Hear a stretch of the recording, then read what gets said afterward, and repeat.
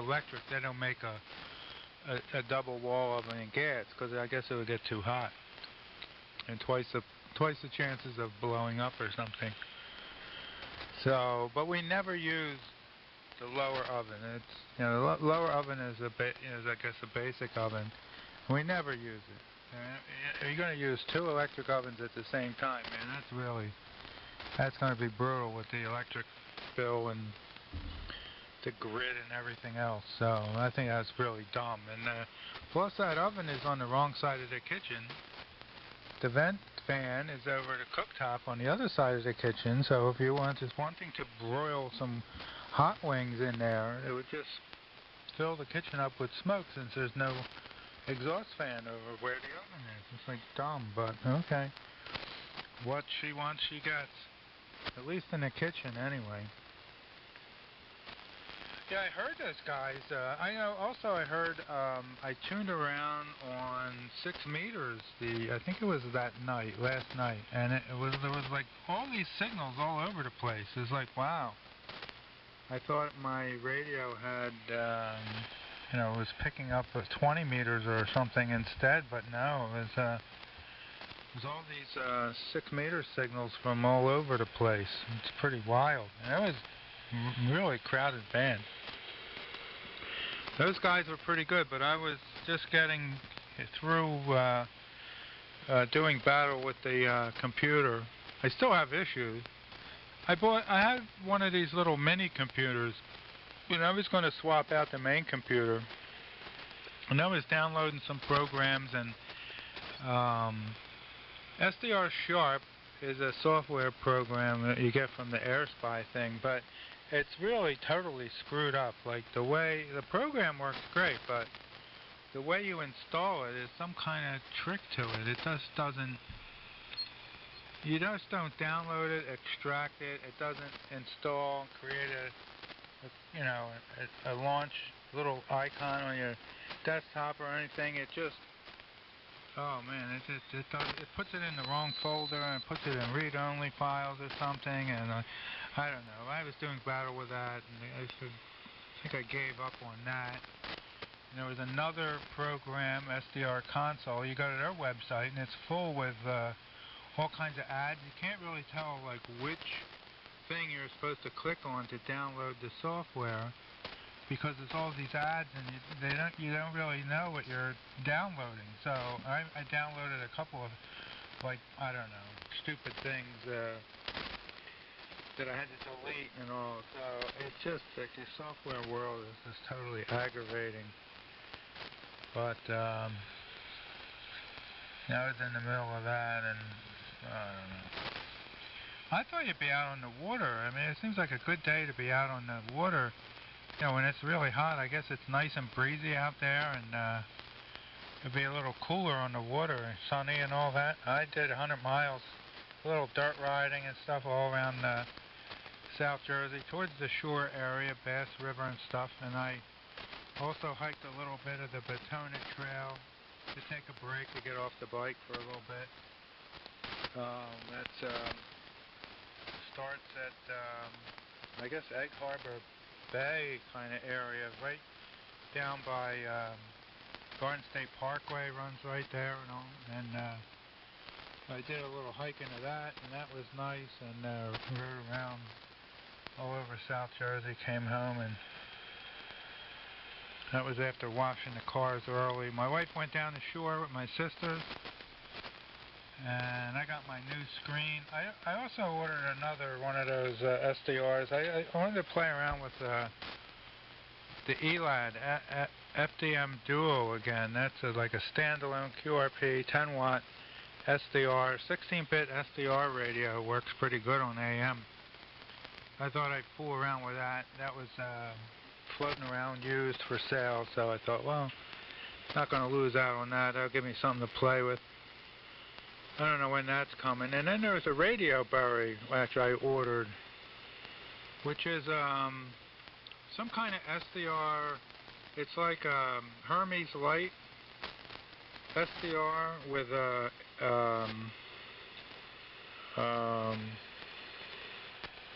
it comes with a 7-inch touchscreen, And one of those, what do they call those computers? Is real simple. Forget what they call them.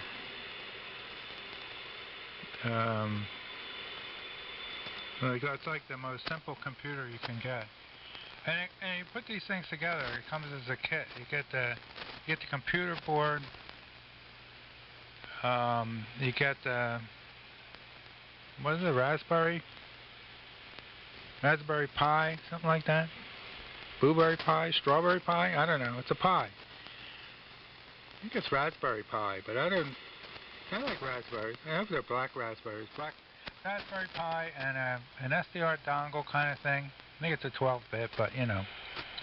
And it's green, and it supposedly comes with software and all, and you just kind of assemble it, and it looks like a tablet, but it's a radio, and it actually transmits. I think it's like 10 milliwatts or something, which probably would be good to drive a crystal socket of a vintage rig.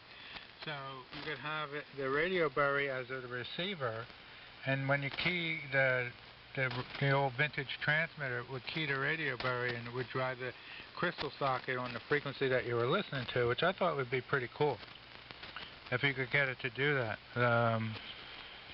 So that would be interesting. That's why I got that to play around with. And that's coming from China, and who knows when that's going to get here. They're about $200, I think, for the 7-inch screen. So we'll see about that. Even if it even works, or if it has the software and all that kind of stuff, I'll be tearing my hair out with that. So the new oven is in, I guess. Did they take the old oven? I wonder, or if you're going to put that in the lodge, you could make a pizza while you're on the air in the radio lodge, and if you get too many transmitters and the wife kicks you out of the house, you'll have cooking facilities in the radio lodge. WA3VJB from N2DTS.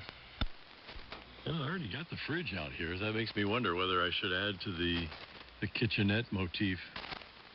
N2DTS WA3VJB. Nice transmission. Yeah, I was yelling at the radio, raspberry, when you were struggling as to what kind of fruit that radio berry represented or descended from. 10 milliwatts. Yeah, I guess that would be a good driver oscillator. The ELAD at 10 watts is a little more practical.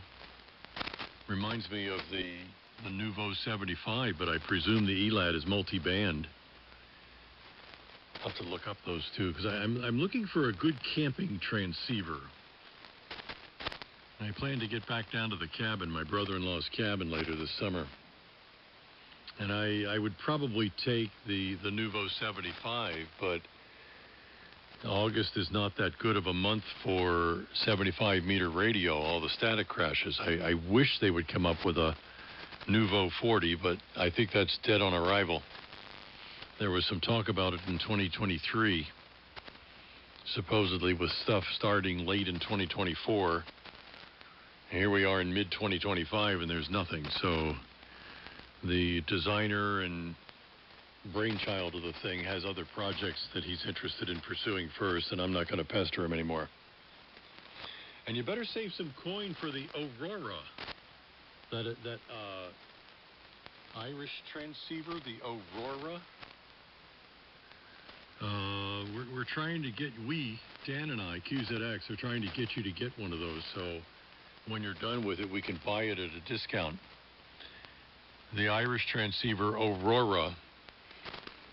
And we've yet to get together with the guy who has kind of reconfigured the transmit side of a Flex 6200 to be combined with a high-performance receiver into a transceiver-type module. So I guess we'll get him back on here this fall, and we'll do some tests on AM to see how it performs. I don't think he is that well-versed in the nuances of AM. It sounds like he's got some experience in it, but not to the extent that we would get a decent test out of it. And I was talking with Joe, W1GFH, actually corresponding by email. We do that more than we get on the air these days. Although I sent him a smoke signal that we've connected here today on 7281. And he is somewhat interested in finding one of the little wolves like you've got. Of course, they're out of production now, so I don't know what he's going to do, because they're so easy to brick or mess up. I said, well, if we get one, you know, maybe Brett will set it up for you. He kind of went through all the AM functions of the thing and knows some of its mystery, undocumented secrets.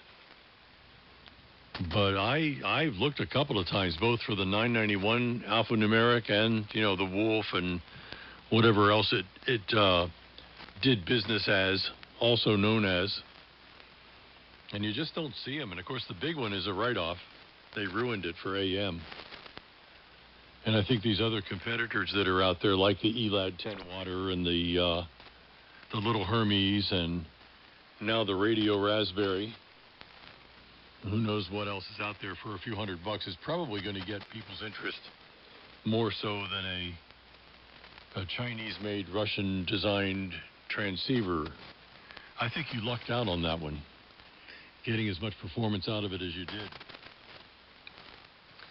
And yeah, they did take away the old range. Not a lot of use for it. It was a Bosch. And what was its claim to fame? Oh, the convection novelty of cooking was its selling point in 2007. Bam had to have a convection oven. Oh yeah, it's the best thing. And I think we used that function twice. She would probably correct me. But most of the time it was a conventional oven. So here comes air fry. And the new range has air fry on it. Everybody's got to cook by air fry. Oh, and it's got convection oven. Okay, good. And it also has your basic electric elements in the thing for broil and bake. And it was on sale, not a bad thing. It's got Wi-Fi. Ooh. And they took away the old one, which was a faithful soldier, but just kind of boring. So I figure if it's a more exciting oven range, she'll make more stuff. Tonight happens to be pizza night by coincidence because she's coming back from Frederick. So she'll probably be in late enough and tired enough that she won't want to make anything in particular. But she's got some biscotti on the way tomorrow. My morning biscotti dipping cookie. She usually makes about a week and a half supply. And my last one was today. So it's crisis mode. We've got a new oven. I think that'll be the first order of business for tomorrow, Brett. What else did I put down here as a notation? Oh, yeah, I talked to Chuck, FJJ, Ed's writing partner, their occasional writing partner, PTX. And I think we wondered whether you were out and about yesterday. I know you've been trying to get out, but, man, I hope you take some water with you. Out there in the middle of nowhere, baking heat. Is it 92 there, too? Or you have some of the cooler weather that was closer to the shore? I think here today was in the upper 70s through noon. Barely has touched 80 at Ocean City. So 92 here inland, because I'm about 15 miles from the bay. Inland. And it's steamy. Like I said, even the dogs can't stand it. I heard somebody do a fairly nice zero in there, so drag your feet for just a second. We'll see who's joining us. N2DTS, possible joiner, WA3VJB. K3QNT.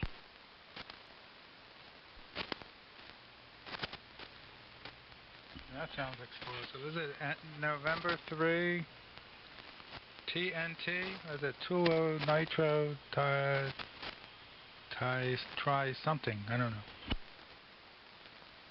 Well, not bad. It's K3 Quebec November Tango. It's Lloyd. Over. Okay. Well, I was almost right there. I just got half of it wrong, that's all. I wonder if somebody has TNT as a call.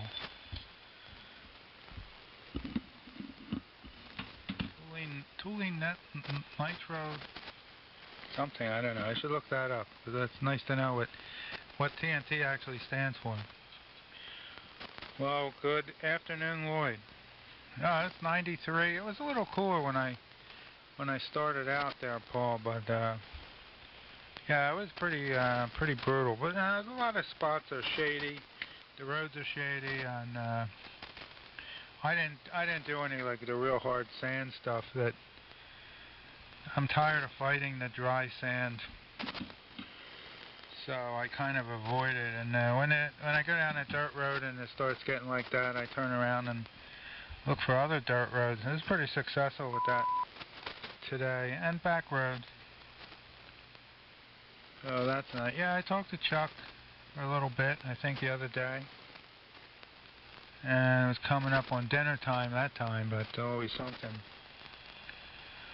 As far as a camping rig, I gotta say, you know, as far as like what you can get, I would say the Zygo G90. That's a 20-watt PEP radio. That you know, the power ratings are in PEP when you're talking about these radios. So you know that's a consideration. So like the ELAD is a I think it's 8 or 10 watt PEP. It's not like a 2-watt carrier. You know, it's not going to be very good. Now you could another alternative would be something like the Yaesu FT710, which is fairly small and is a 25 watt radio. It doesn't really modulate well. Only modulates like 80%, but it's a 25 watt carrier. But really the best is the Wolf, which will give you a 40 watt carrier. Has a great antenna tuner built in, and it has, you know, the fidelity. I'm using it as an exciter. I'm using it as a driver, an RF driver for the 4-125 rig. I have it set up to where I can use it standalone, or I can drive the A13 rig on 80 or the 4-125 rig on 40. I've been using the Gonset G76 a lot lately, but makes a nice driver. Because it loafs along and working pretty good. Let me see, I'll find my tuner. My tuner's in line.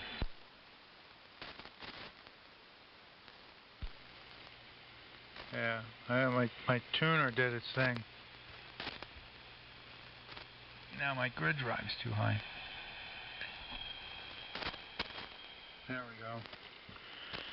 Yeah, it has a good tuner too, like it'll tune everything, which also the G90 will do. If you don't have an ideal antenna out when you're camping, that G90 will match pretty much anything, you know. You could probably match your tent pole or whatever to load up your backpack frame or something, because it'll do it.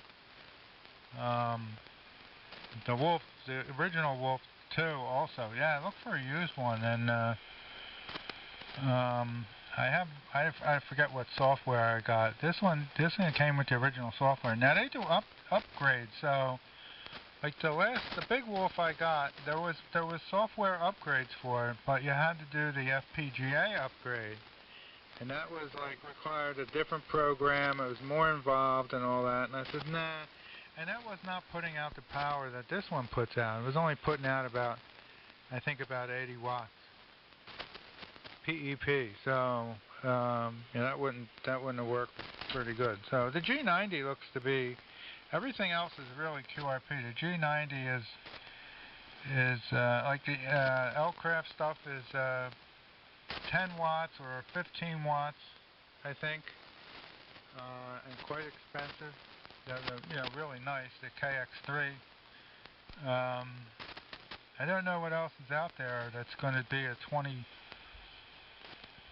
watt or 50 watt radio. So you probably 5 watt carrier. You know,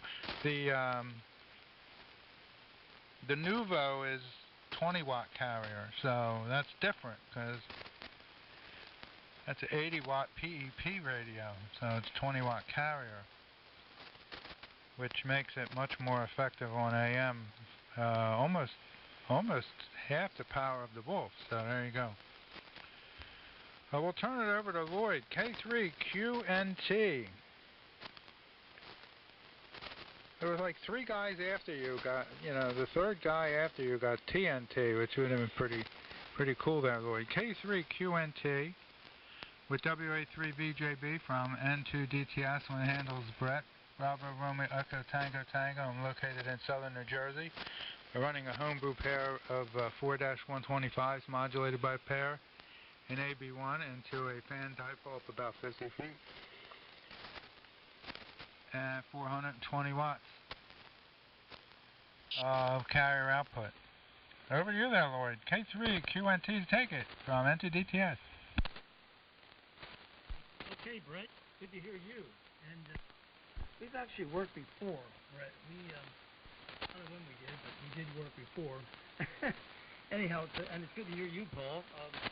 I'm on a kind of a new old rig here. I went to a Hamfest last weekend, and I finally got myself back in the air, so I'm pretty happy about that. I was kind of off for a long time.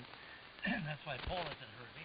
I blew up 2 heat kits and finally just gave up on that. But anyway, good to hear you both. And Brett, I think you're in Voorhees, as I recall, when you last talked to you. And it's good to hear you. And Paul, as always, you sound great from the bay by the sea. Hope you're well. It is hot as the devil here and very humid here in the mountains, which is very unusual for this part of the world. So I don't like it. I wish it would get cooler again. So Paul, over to you. WA3VJB. This is K3 Quebec, November Tango. Hey, you might tell us what rig you're on there, Lloyd. Sounds pretty good. You got more carrier than modulation. I don't know if you're running a scope or not, but I'd hit it harder. You're about 10 to 15 over 9, but your modulation sounds like it's only about 80%. You got plenty of margin, and it sounds good. And welcome back. Nice to have you there. K3QNT. And the group WA3VJB. Yeah, Brett, the guy who's got K3TNT would be great at breaking into pileups. Blasting his way through the mess. Yeah. That could be part of his slogan. But, there's a couple of them. I think I've worked a W5POP pop. And, he made a little use of that, too, on his suffix. W5 pop. Or soda pop station, I think he used to call himself. And thanks for the rundown on the portable rigs. Well, I couldn't be heard as a self-respecting AMer on the FT710 if it'll only modulate 80% after I've just criticized poor Lloyd. You're telling me that's the best the Yaesu can do? We know Lloyd's got more going.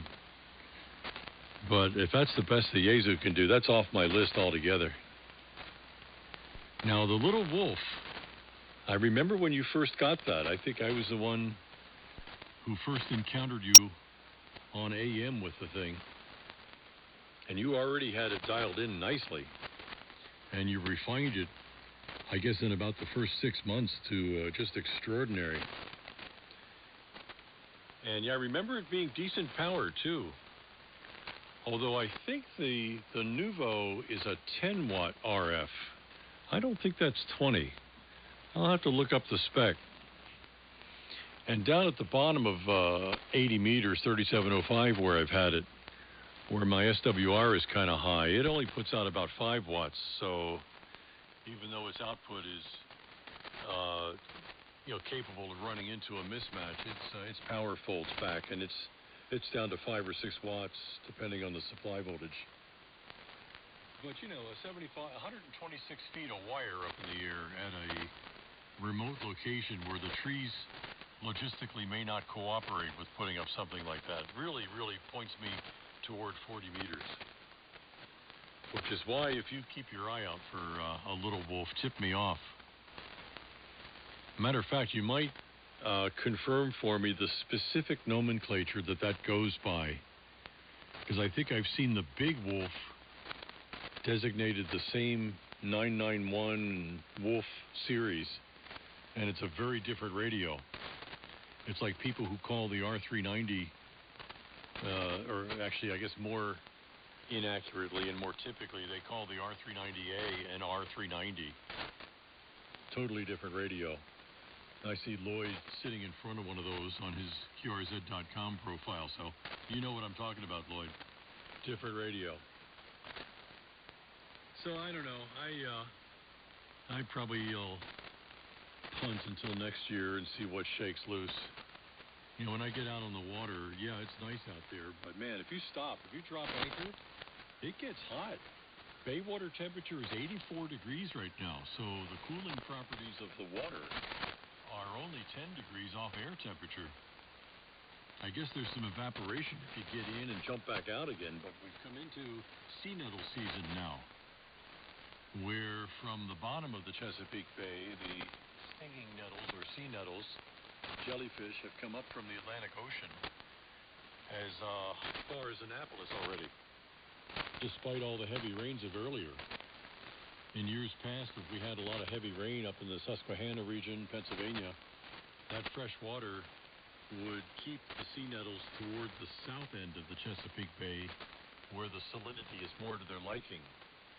But we did see a couple on both Tuesday and on Wednesday when we were out in the boat.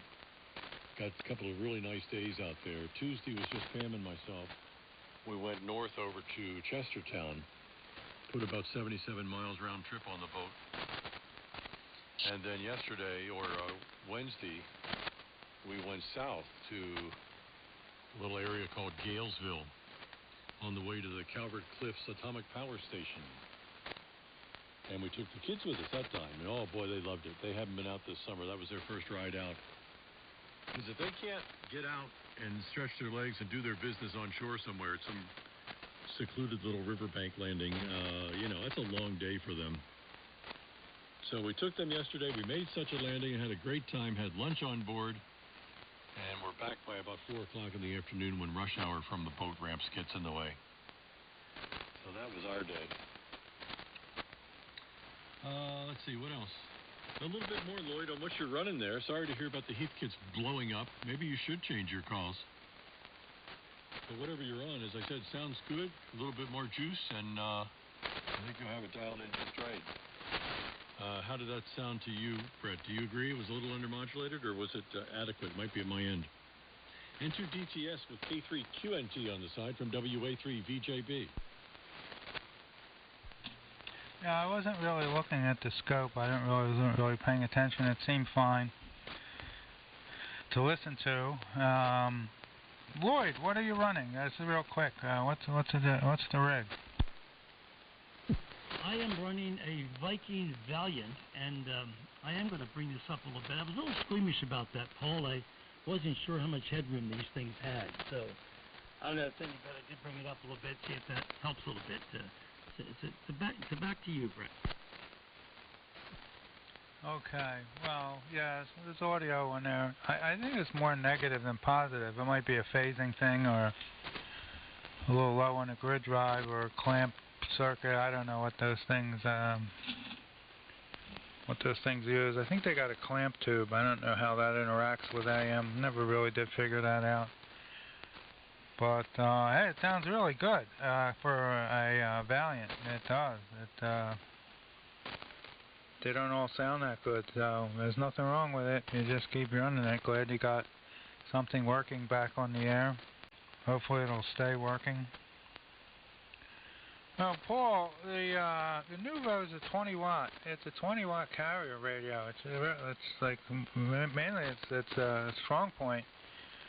If you put like 14, 15 volts into it. And it also depends on the coils. Like you got some coils in there that you gotta like tweak to get, to get the most power output on where you want that thing to operate. So, I guess the power output, the network, the matching network it has is, is kind of narrow banded. So, and it's not tunable, so you gotta kind of tune it naturally. And you can see, like, you can have it open, and you can key it, and then see what the power is, and then spread the coil out a little bit, and then see what the power is, that kind of thing. And you can see it go up and down and all. But yeah, that that was a big thing about it. Why it does so well. Transmitter is actually quite nice. You know, you run a really good receiver with it, and you can actually do something with it. I mean, it's I would say if you tweak it like that and you put the external audio into it, it's going to sound better than a 7300. You know, on transmit, it's only going to be 5 watts or less down, and you can modulate it 100%, and it can be pretty good fidelity with that little equalizer compressor thing that you recommended. So that's pretty good. You just have to run like a little SDR, standalone SDR receiver with it or something. Should be a little tricky to do, but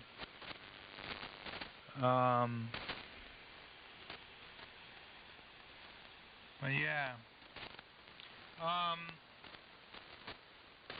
7300 would be a camping radio also. The antenna tuner is pretty bad on it, but you could probably bring an antenna tuner, or I'll get one of the smaller antenna tuners to tune up an antenna, or just get, you know, adjust the antenna till the SWR is in the ballpark. Because that thing will only fine tune a little SWR. It won't tune anything like the Zygoos and the L-Crafts do. So that's the scoop. I guess a G90 would be 5 watts on any band. I think it's a 160 to, I think it does 6 meters. Receiver's fairly good, you know. It's a fairly, you know, with the latest, with the upgraded firmware and stuff. They went through a lot of upgrades, and that thing's been being produced for quite some time. So I imagine it's a pretty stable platform now. It would be very workable. They really improved it over when it came out. The receiver was horrible. The AGC didn't work right, and there was all kinds of problems. My Wolf just says Wolf, DDC DUC SDR transceiver, and it was not advertised as an RS whatever. I don't know who made it. I don't know if there's any identification about who actually made it.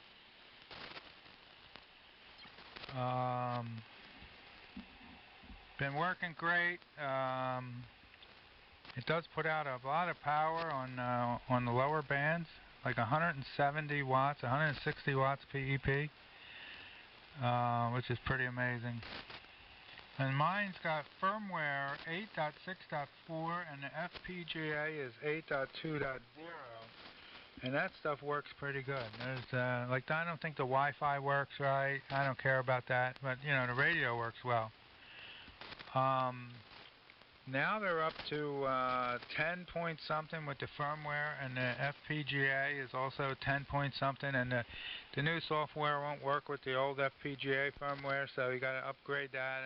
It's like, but the one I got was pretty early, and maybe they'll work the bugs out. So you got to keep your ear tuned to the ground for the bigger Wolf. And of course, it's bigger, so I don't think it would be a great camp radio. So, I don't know, G90, 7600, 7300 ICOM, 7800 ICOM, yeah, that's doable. It's light. I would say it's pretty rugged, and they don't sound horrible. I mean, they do sound okay. So, over to you there, Lloyd, on the Valiant. Have you done any mods? And where'd you pick that up at? That's a nice transmitter. I like the Valiant. The Johnson 500 would be my favorite Johnson, and then the Valiant, I think, is a nice radio. K3QNT with WA3VJB from N2DTS. Okay, Brett, thank you very much, by the way, for both the advice and the auto report. I appreciate that, and you too, Paul. I picked this up at a Hamfest last weekend, and it just so happens that I found out that N2DTS did some work on it some years ago. The guy that sold it to me told me that. So as far as modifications concerned, I really have no idea. I'm assuming it's stock, but I don't know. But it seems to work pretty well, and I didn't really know how to adjust this set very well, and I did see that that negative modulation on the watt meter, so I don't know where that's coming from. I'm going to have to look at that. But out of that, other than that, it seems to be fine, and I'm kind of pleased I'm back on here talking to you guys. The heat kits that blew up, Paul, were it was really bizarre. I remember the first time I worked you, I had a DX40, and you told me how nice it sounded. A day later, it literally went up in smoke. So it was a power transformer, which I understand is something that happens routinely with these things. So then I upgraded to a much newer radio. I got a DX60. I had that on the air for about a month, and the power supply just completely nuked itself. So I don't know what I do to these heat kits, but I hope I don't hurt this one. But I didn't do anything bad to it. I wasn't putting screwdrivers across the final amplifiers or anything, so I don't know. It's just the oddest thing. In any case, it's really good to hear you. You mentioned Chestertown. I had an uncle who lived in a community called Quaker Neck in Chestertown. He lived down there for his retirement years. I used to go down and visit him when I was a kid, and it was a great big sprawled place right on the river. And he was the one who taught me how to hunt ducks, I believe they were. I don't know, I was so small. These shotguns scared the hell out of me. I remember him showing me this, and that was one of my vivid memories of Chestertown. Excuse me. So, anyhow, that's what I'm doing. I'm really glad it's working again, and I'm happy. The receiver here, by the way, is a Collins 388, the old 388, the military version of the 51J3. I thought if I was going to run a Valiant, I better get something the same age, otherwise they may not agree with each other. WA3VJB, this is K3QNT, Bedford, PA. I like that. You kind of keep the chronology consistent there. K3QNT and N2DTS from WA3VJB. Yeah, well, I won't tell you it sounds good then, because you'll just blow it up. So I actually told somebody else that their Valiant sounded good. That wasn't you. That's weird about the DX40, yeah. It's like, what did I say? What did I say? Yeah, it's kind of like the power transformer in the 32V transmitter. Chronic failure item, the low voltage power transformer. Mine went out. Then I learned that a bunch of other ones have gone out on people too over the years. And I thought it was something I did. And the guy who gave me my novice test thought it was something I did. He didn't have a whole lot of faith in my technical ability. And it was a well-placed skepticism, I should point out. Back in 1972, I didn't know what I was doing. I barely know what I'm doing now. But he was convinced, as was I, that I had done something to blow up that transformer on the transmitter that he had sold me for $50 to get me on the air as W14DKG way back when. Now, the one thing I did do that made me culpable, at least in the two of us, was to leave it on calibrate when I wasn't actually transmitting CW in a QSO. It felt like that was a good standby place to leave it.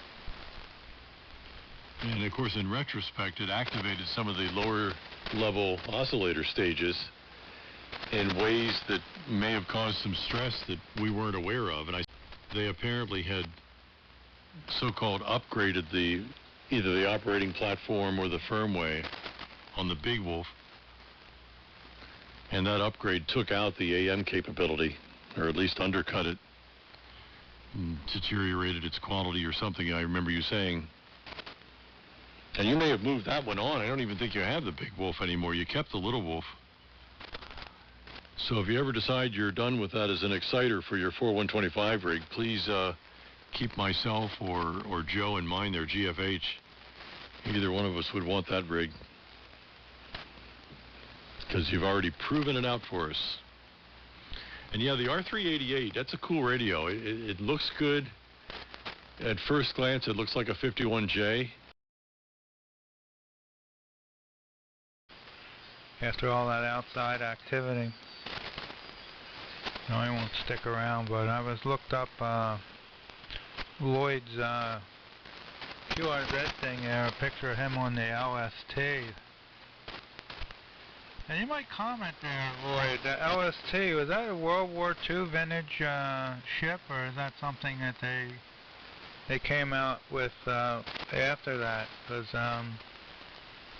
I just read like a really detailed book on the D-Day invasion, you know, all the fine details of, man, there was a lot of details about, you know, what was going to happen when and all that. It was really quite impressive, but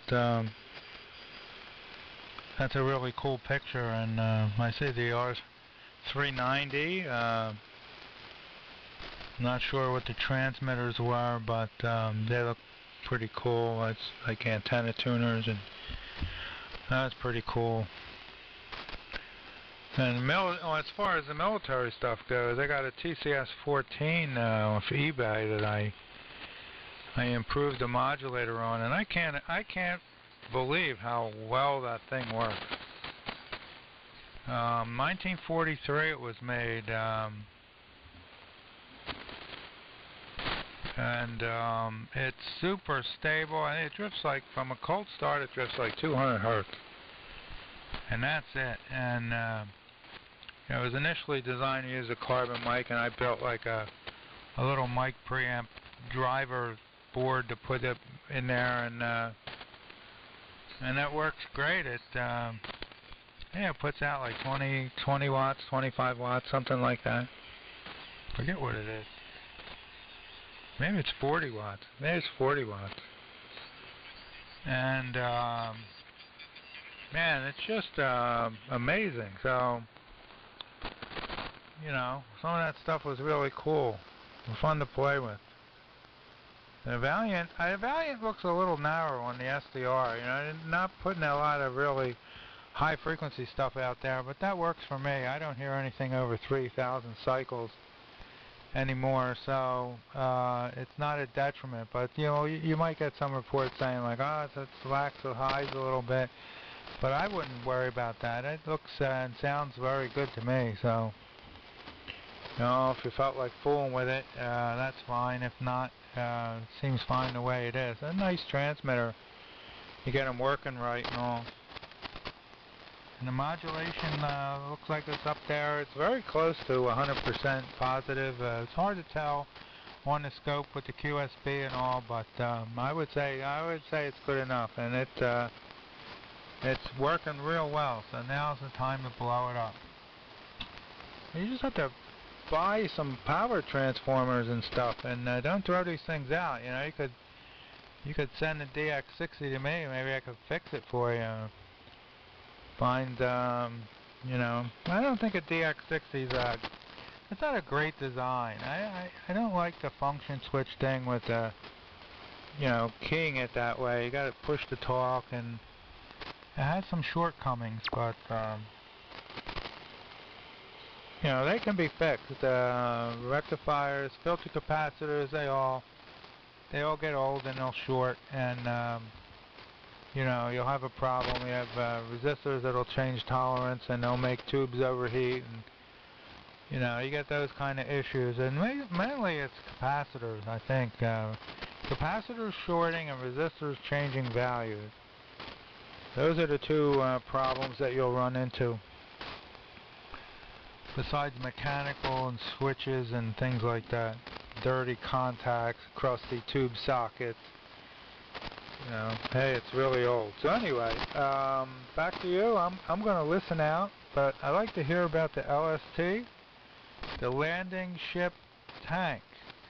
So I guess you were loaded with tanks, and you pulled up to the beach and dropped the ramp, and the tanks scurried out, or did they scamper? And man, a lot of those things got hit on D-Day. You know, they got beat, they got hit with something, they hit a mine, or man, that was horrible. You know, what went on D-Day, and we're lucky the Germans were not prepared. But anyway, over to you there, Lloyd. K3QNT at the WA3VJB. from N2DTS. I'll listen out. It's been a real pleasure. Well, okay. First, I'll start with your question about the ship. This ship I was on was called the Page County. It was LSP 1076, which means it was the 1,076th ship they made. They made more of those than any other ship in the history of the Navy. By the time they were through, they made over 1,100 of these ships, and they did all of that in 3 years. Imagine doing that today. They were made in shipyards all over the country. They made them in the Midwest. They made them in Pittsburgh and Indiana. They would float them down the rivers, and it was an astonishing thing. But mine was built in 1945. It had been modernized considerably in the 1960s, and I got on it in 1962, and it had not been modernized yet. And we went through what we call a FRAM process in San Francisco, which they did, and they brought all that stuff on. In fact, that was when they installed all that new gear. The R390As you see were brand new out of the box when that picture was taken. These receivers literally were brand new in 1962, and they had just installed them on the ship. One thing I will mention to you, Brett, that naval ships are not designed to have the transmitters and the receivers in the same compartment like ham radio operators do. All the equipment you see is all receivers. The one to the left of the R390 is probably an RBC, which is a Korean War vintage receiver, and the one to the far right is an RBA, which ran on LF, and we used to copy the teletype on that. But all that stuff that you're looking at, including a little receiver made by RCA up in the upper right-hand corner, I forget what they call an SR13 or something, but that was these receivers were all there. And we had all the teletype equipment down there and the receivers. The transmitters are on a deck above me, where I'm sitting in that picture, and we had modern transceivers. In fact, we had 3 Collins URC 32s, which were very, very good, and that's what I used to use to run the phone patches on the ship. They were the first single sideband equipment that was readily used by the Navy. And we also had some more vintage stuff like a TDM to run on 500 KC, because back then ships had to monitor 500 KC every minute they were underway. So we had a 500 KC receiver hot all the time to listen to anybody that may be in trouble. So that's kind of a long answer, but that's what they did. And the LSTs were almost 400 feet long. They did carry tanks, but we also carried a very large pontoon causeway on the port and starboard side of those things. So if you couldn't get on the beach, you could put this causeway out in front of you and run the vehicles right over the causeway. We could also carry tractor trailers, bulldozers, cranes, any kind of heavy equipment. I'm not really sure how they do it today. You can't put that kind of stuff in a helicopter, so I don't know what they do, but we had zillions of these things, and this one was used primarily during the Vietnam War. That ship in your picture made several trips to Vietnam and several trips to Okinawa and all over the Far East and Hawaii, and then we made a cruise up to Alaska with it as well. They were very slow. They were flat-bottomed. They rode like hell. They were just a terrible thing to ride, but I really liked it. I really thought the ship was phenomenal. And so I was part of what they call the Gator Navy, of the amphibious forces. So that's what that's all about. I did not operate AM when I was underway, but we did have one AM transmitter on the ship, and that was a vintage TCS that sometimes we used to talk to port control. Back then, port control was on 2 megacycles. It was actually on 2716. Today they use VHF, on channel 16, but then they used an HF ring on 2 megs, and that was how we worked all the port stations. So over to I was long-winded. Over at least for me, WA3VJB. This is K3QNT. Go ahead, Paul. No, it's the way it's supposed to be here on AM, storytelling mode. K3QNT, and 73 to you, Brett, if you're still listening, N2DTS. WA3VJB with a final here. Yeah, Lloyd, boy, that 1962 vintage R390A was probably a Stuart Warner. I've had a couple of those. No, I guess just one Stuart Warner. There are a couple of Motorola's that were 1957, 1958 vintage. And then Stuart Warner got the contract for a lot of the new installations. in 61 and 62. Teledyne was another one, Imperial, in those early 60s. And then EAC came in the mid to late 60s, and they were the best examples of them all. I've got a 66 and a 67 Electronic Assistance Corporation R390A, and they're both just wonderful. But the 62 Stuart Warner was also one of my favorites. It had the best detents in the tuning rack, and this is kind of ephemera, you know, unless you use that radio a lot. Back then, you probably aren't even surmising of what I'm getting here, but they have a different feel to them. And the Collins are the most sluggish, and the EAC are the most velvety. I'll just leave it at that, with the Stuart Warner and Motorola somewhere on that continuum. So yeah, good storytelling. And I can imagine a 400-foot flat-bottom boat doing some banging on the ocean going up to Alaska. Man. I mentioned a minute ago one of my hobbies of photography.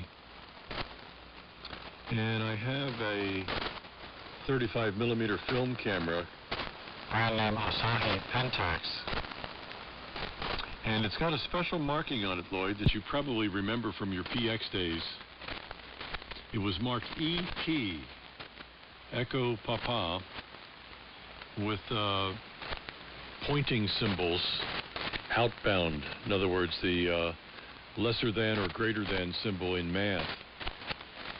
They pointed outward from the EP, and this marking was put on the phone winding lever to indicate that the camera was being purchased at a PX and was not subject to duties or tariffs because it was being bought by military personnel.